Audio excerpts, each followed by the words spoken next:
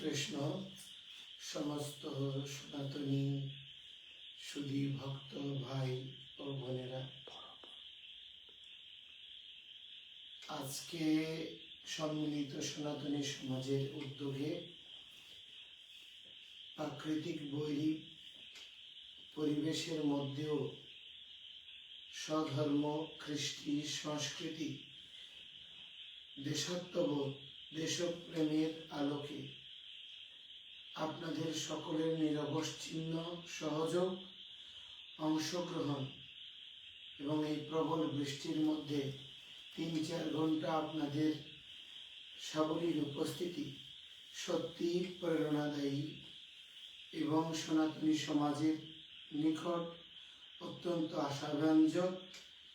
এবং সমস্ত মঠ মিশনের সাধু সন্ত মহাত্মাদের উপস্থিতি আমাদের এই অগ্রযাত্রা আন্দোলনের আশীর্বাদ রূপে বর্ষিত হয়েছে। তো আমি আপনাদের সকলকে একটি বিষয় অবগত করতে চাই।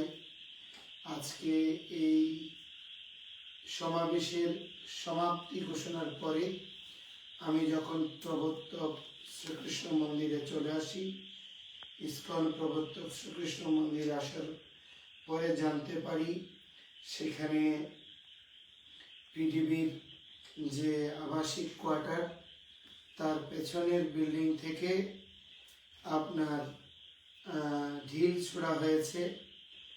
এই ধরনের ঘটনা প্রবাহের কারণে যারা আমাদের আন্দোলনে অংশগ্রহণ করেছেন সেই সমস্ত তরুণ তারুণ্যের প্রতীক সে যুবকেরা সংক্ষুব্ধ হয় এবং বিচার প্রার্থী হয়ে সেই পরিস্থিতিতে অনেকটা সংক্ষুব্ধ হয়ে প্রশাসন এবং সেনাবাহিনীর হস্তক্ষেপ এবং তার যথোপযুক্ত বিচার প্রত্যাশা করেন এবং পরিস্থিতি অনেকটা নিয়ন্ত্রণের বাইরে চলে যাওয়ার কারণে এবং পিডিবির পক্ষ থেকেও যোগাযোগের ফলশ্রুতিতে আমি সেই স্থানে উপস্থিত হই এবং পরবর্তীতে সেখানে জন্মাষ্টমী উদযাপন পরিষদের কেন্দ্রীয় সাধারণ সম্পাদক প্রকৌশলী প্রবীর সেন সহ হিন্দু,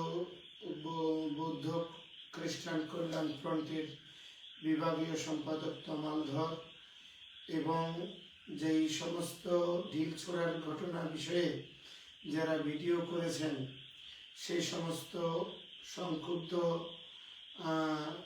উপস্থিত যুবকবৃন্দের সমন্বয়ে পুলিশ প্রশাসন, সেনাবাহিনীর সহযোগিতায় আমরা সেই স্থানে যাই এবং সে বিল্ডিংটি চিহ্নিত করে সেখানে ভিডিও ফুটেজগুলো আমরা দেখি। সেখানে আমাদের চট্টগ্রামের বরেণ্য সনাতনীরা প্রায় 108টি ফ্ল্যাটের মধ্যে প্রায় 55-56টি ফ্ল্যাটে সনাতনীরা অবস্থান করেন।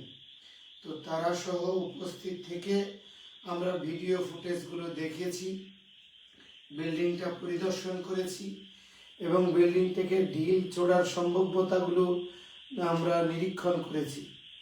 তো ঢিল ছোড়া হয়েছে এটা সত্য, কিন্তু যারা ঢিল ছুঁড়েছেন ভিডিও ফুটেজে দেখা যায় এবং পরবর্তীতে তাদের জন্ম নিবন্ধন এবং পাসপোর্ট দেখে আমরা শনাক্ত করি তাদের বয়স কেউ 13, কেউ 14, কেউ 15, এর উপরে কেউ নেই। যেহেতু তারা অনেকটা নাবালক এবং সেই পরিস্থিতিতে তারা অনেকটা অসতর্ক অবস্থায় এই ধরনের ঘটনা ঘটিয়েছে, সেজন্য তাদের অভিভাবকবৃন্দ নিঃশর্তভাবে ক্ষমা প্রার্থনা করেছেন এবং সেই সমস্ত ছেলেরাও ক্ষমা প্রার্থনা করে পুলিশের নিকট অভিভাবক সমেত অঙ্গীকারনামা প্রদান করেছেন এবং তার নিরিখে সেটি সাধারণ ডায়েরি হিসেবে সমস্ত তথ্য উপাত্ত সমেত নথিভুক্ত করা হয়েছে। এবং এই ক্ষেত্রে পুলিশ প্রশাসন এবং প্রশাসনের ভূমিকা ছিল অত্যন্ত প্রশংসনীয়। তারা এই পরিস্থিতিগুলো যথার্থভাবে